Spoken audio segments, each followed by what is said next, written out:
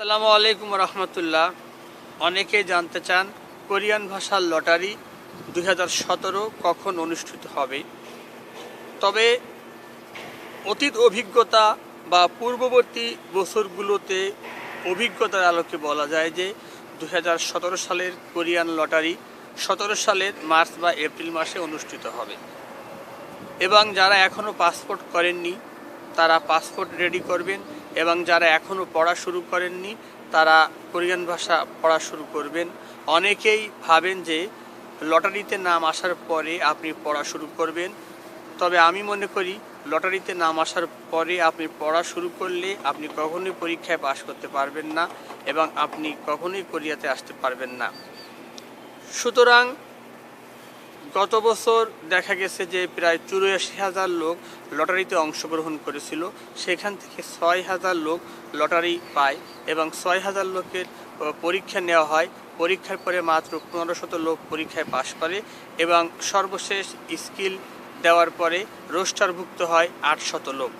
সুতরাং আপনারা বুঝতেই পারছেন যে 84,000 লোক থেকে 800 জন লোক বাছাই করা হয়েছে।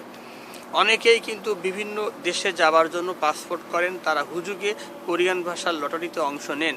অনেকেই লটারি পান, কিন্তু তারা সময় এবং শ্রম অর্থ ব্যয় করে তারা কোরিয়ায় আসার জন্য তারা পড়াশোনা করে, চেষ্টা চালায়, তারা সিভিতে অংশ নেয়, কিন্তু তারা ফেল করে। এর ফলে তাদের সময় শ্রম এবং অর্থের অপচয় হয়। ওদিকে যারা কয়েক বছর ধরে কোরিয়ান ভাষা অধ্যয়ন করে আয়ত্ত করে তারা কিন্তু লটারিও পান না, তারা কিন্তু কোরিয়াতেও আসতে পারেন না। সুতরাং আমি সেই সকল ভাইদেরকে অনুরোধ করছি যারা কোরিয়ান ভাষা জানেন না, যাদের বিভিন্ন দেশে যাওয়ার জন্য বিভিন্ন দেশের যাওয়াকে কেন্দ্র করে বা বিভিন্ন দেশে যাওয়ার উদ্দেশ্যে পাসপোর্ট রেডি করা, তারা কোনো অবস্থাতেই কোরিয়ান ভাষার লটারিতে অংশ নেবেন না। কোরিয়ান ভাষার লটারিতে অংশ নিয়ে আপনার সময় শ্রম এবং অর্থের অপচয় করবেন না। যারা দীর্ঘদিন কোরিয়ান ভাষায় অধ্যয়ন করেন, কোরিয়ান ভাষা পড়াশোনা করেন, এর পিছনে লেগে আছেন, তাদেরকে এই সুযোগটা আপনারা দিন। আর যদি আপনি মনে করেন আপনি কোরিয়াতে আসবেন, তবে আপনি এখন থেকে আজকে থেকে পড়াশোনা শুরু করবেন, কারণ এখন কোরিয়াতে আসা বেশ দুরূহ ব্যাপার হয়ে যাচ্ছে।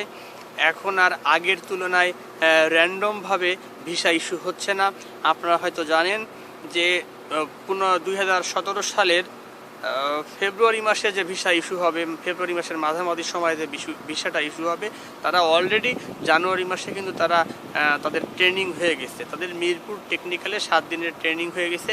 তারা কোরিয়ায় আসার জন্য অনেক কাজ এগিয়ে রেখেছেন, যেটা পূর্বে দেখা যায়নি। সুতরাং যারা কোরিয়ান ভাষা জানেন না বা নামমাত্র জানেন, এই সমস্ত ভাইদেরকে আমি বিনীতভাবে অত্যন্ত বিনয়ের সাথে অনুরোধ করব যে আপনারা 17 সালের কোরিয়ান ভাষার লটারিতে অংশ নেবেন না। নিলে আপনাদের সময় শ্রম এবং অর্থের অপচয় হবে। ভালো থাকবেন, সুস্থ থাকবেন, সুন্দর থাকবেন। আসসালামু আলাইকুম রহমতুল্লাহ। ফি আমানিল্লাহ।